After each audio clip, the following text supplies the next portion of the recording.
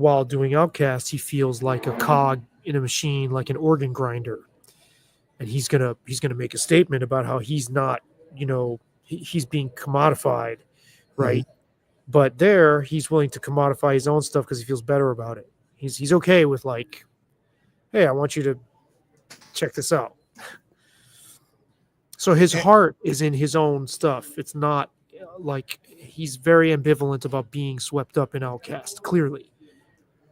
And here's the funny thing. It gets back to the thing you pointed out with the no bars. So he's like, he badly wants us to consume this, knowing that he's going to offend many of us. It just seems like a twisted way to go. You know what I mean? It's like walking into a room with a t-shirt that says, I know you're going to get mad at me, or I know you're going to tell me to shut up or something.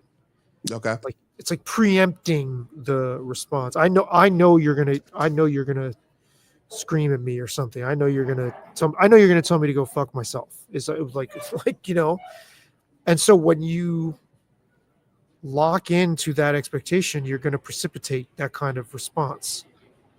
It's like he's almost, I don't want to say reveling, but he's really overly conscious of the rejection. Reveling is an interesting way to put it, because when I think of reveling, I think of something that's more positive. That's more like he's enjoying the fact that he's needling everyone. But if he's afraid of pushback, I wouldn't necessarily consider that enjoyment. You know what I mean? Yeah, I think it's a combination of feelings. I think it's a sort of a messy soup of different feelings going on. And how about this? I'm willing to wager that when he plays shows and does improvisations with his bass flute or the piano, does he have anxiety attacks then? Probably not. Okay. So this is tied back to hip hop, to those songs, probably those experiences with those songs, probably the way he sort of sits in the world.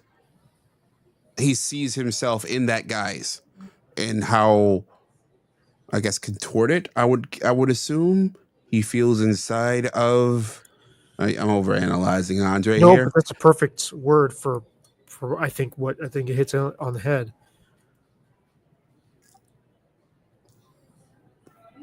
So do you think we're being too hard on him then?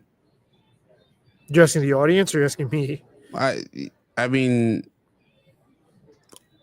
all the above. I don't think we're being too hard on him. I think the vibe that comes across is contorted. I think the one thing we do have to say is we don't know what it's like to be in that situation, how that would might or likely would fry our circuits into doing odd, weird, sort of self-sabotaging shit, because I kind of feel like it's inescapable to go through. And just from all the people I've heard talk about it and how they respond to it. And I was about to record a short-ish, not a YouTube short, but a really like quick, just sort of off the top of my head video, where because I heard Joe Strummer from The Clash talking about in an interview how there's times where people come up to me, they want an autograph or a picture, and I'm just like kind of like, oh, come on, man. But then I think about it, and it's like, well, you could have an ego about it, or you could just be cool. We don't think about, like, the point of my video is going to be like, if you've had a bad experience when you walk up to an artist and try to engage them and it doesn't quite go the way you wanted, people like just by default sympathize with the fan, and they think, oh, well, that person wasn't cool, they should be cool to their fans. We don't think about what that expectation does to the person that's being projected on, right? Where someone's like, oh my God, I blah, blah, blah. It's like all this projection. And I don't think we're built to be able to withstand a ton of that. And so we're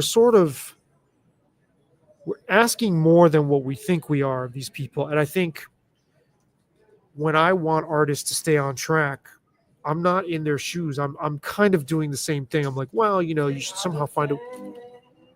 Can you hear that? Yeah. um, the Eli train is back.